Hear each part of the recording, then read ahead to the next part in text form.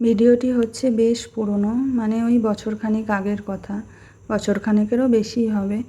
তো এই যে রেডি হচ্ছিলাম একটু বেরোবো বলে, কোথাও না, মানে বেশি দূরে যাব না, বাড়ির সামনেই আছে আমাদের ময়ূরপঙ্খী ঘাট, ওখানেই যাব। তো কোথাও বেরোনোর ইচ্ছে হলে আমরা একটু ময়ূরপঙ্খী ঘাট থেকেই ঘুরে আসি, কাছেও আছে প্লাস জায়গাটাও অনেকটা সুন্দর, গঙ্গার ধারে খুব ভালো লাগে কারণ পরিবেশটা খুব মনোরম, তাই ওখানেই যাই। এই যে আমি, আমার হাজব্যান্ড, ছেলে মেয়েকে নিয়ে টোটো করে বেরিয়ে পড়লাম। আর তখন আমার মাম্মাম দেখো আরও 1 বছরের ছোট ছিল, মানে তখন চুলগুলো একটু বড় ছিল কিন্তু তখনও অনেকটাই ছোট। তো যাই হোক, টোটোটা রাস্তার মাঝখানে একটু দাঁড়িয়ে পড়লো, মানে পড়তে হলো কারণ আমার হাজব্যান্ড গেছে চপ আনতে। আমরা সবাই চপ খেতে খুবই ভালোবাসি কারণ ব্যান্ডেল মোড়ের কাছেই একটা পুরো নিরামিষ চপের দোকান আছে, ওখান থেকেই সব সময় চপ কেনা হয়, মানে যখনই চপ খেতে ইচ্ছে হয় তখনই আমরা এই ব্যান্ডেল মোড়ের চপের দোকানটার থেকে চপ নিই। এই যে চপ খেতে খেতে আমরা চলে আসলাম ফাইনালি ময়ূরপঙ্খী ঘাটে, মানে এই গঙ্গার ধারটায়। তো খুবই ভালো লাগে। আর এই দেখো মাম্মার হাতে কতগুলো টগর ফুল, সেই বাড়ি থেকে বেরোনোর সময় বাড়ির পাশে গাছ আছে, তো ওইখান থেকে তুলে হাতের মুঠোতেই রেখে দিয়েছে, মানে যতক্ষণ বাড়িতে না ফিরেছে ততক্ষণ ওই ফুলগুলো হাতেই ছিল। এদিকে ঘাটে এসে দেখলাম পুজো হয়ে গেছে, আরতির জন্য প্রস্তুতি চলছে। মাম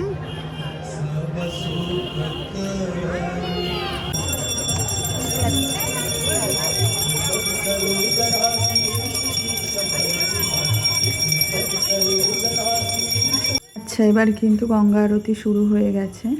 তো এই আরতিটা প্রত্যেক দিনই হয় সন্ধ্যাবেলায়।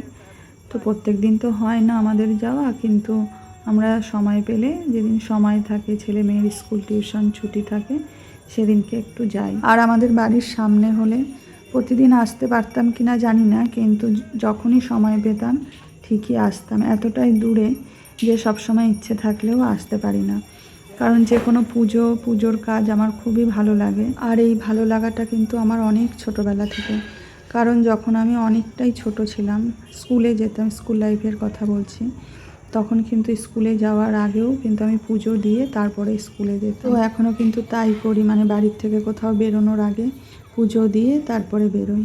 একটা অভ্যেস হয়ে গেছে, অভ্যেস বলো ভালো লাগা, তো যাই বলো না কেন, মানে মোদ্দা কথা হচ্ছে পুজো দিতে আমার ভীষণই ভালো লাগে। এই যে তারপরে সন্ধ্যা আরতি দেখে আমরা ওখান থেকে বেরিয়ে চলে আসলাম এই যে পাশেই পার্ক আছে একটা, পার্কে। আর রাস্তার ধার দিয়ে হাজব্যান্ডকে বললাম যে 4টে ভুট্টা নিয়ে নিতে, তো ওখান থেকে ও ভুট্টা নিতে গেল, আমরা পার্কের ভিতরে চলে আসলাম। এখানটায় লাইট দিয়ে দিয়েছে। হ্যাঁ হ্যাঁ, জল পড়ছে তো। এ দেখো এখন আগে থেকে অনেক মাছ বেশি, তাই না? হ্যাঁ হ্যাঁ মা, কোথায় করছো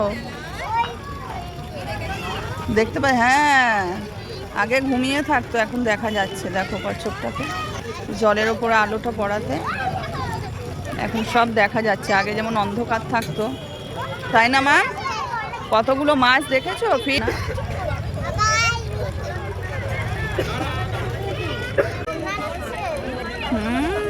বাবা বাবা, খাবার খুঁজো, কিন্তু তাকিয়ে আছে আমার দিকে, দেখ। হ্যাঁ দেখেছো? ওরে বাবা,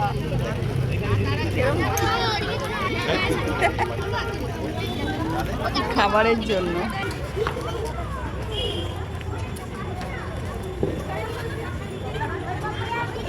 আর ওদিকে মাছ কচ্ছপ দেখার পরে এদিকে স্লিপ খেতে চলে আসলো। দেখেছো সবাই সিঁড়িতে দাঁড়িয়ে কেমন ঠেলাঠেলি করছে। এই কারণেই কিন্তু আমি ভয়ে ভয়ে থাকি যে কখন কোন বাচ্চা পড়ে যায়, মানে এই জায়গাটায় আসলে আমার একমাত্র এই ভয়টাই থাকে মনের ভিতরে সব সময়।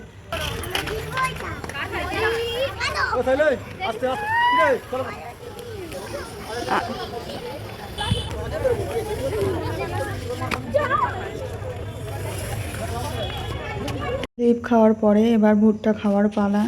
হ্যাঁ, এবার আমি আর মাম্মাম ভুট্টাটা খেয়ে নিচ্ছি, কারণ বেশি ঠান্ডা হয়ে গেলে ভুট্টাটা শক্ত হয়ে যাবে, তখন আর খেতে ভালো লাগবে না। তো তাই জন্য আমি আর মাম্মাম বসে ভুট্টাটা খেয়ে নিলাম।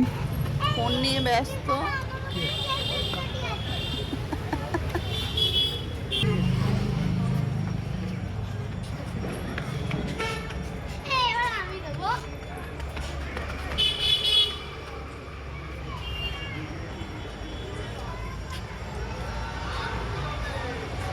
তো আমরা এখানে বসে তো ভুট্টা খাচ্ছি, আর অন্য বাচ্চাগুলোকে তো দেখলেই সবাই খেলা করছে মোটামুটি, কিন্তু আমার ছেলেকে কোথাও দেখা যাচ্ছে না, কারণ সে পার্কে নেই, পার্ক থেকে বেরিয়ে গেছে।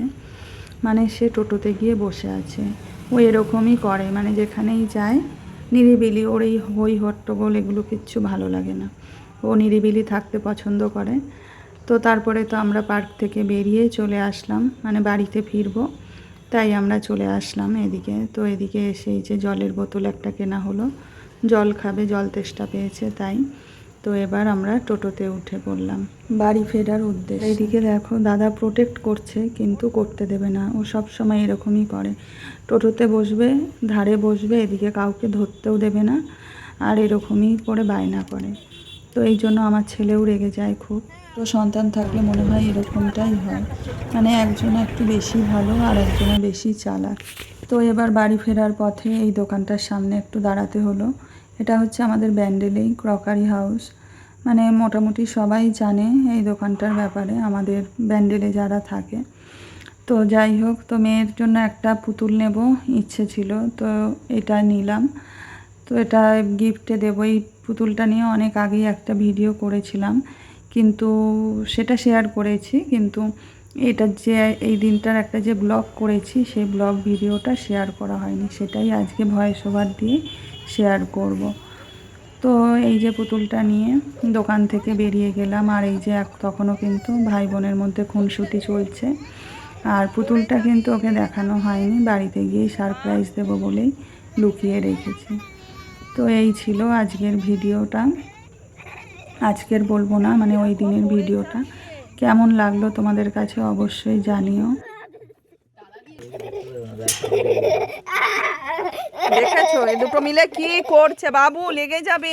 তো ফাইনালি বাড়িতে চলেই আসলাম, আর দেখা হবে আবার অন্য একটা ভিডিওতে। এখনকার মতন টাটা, বাই।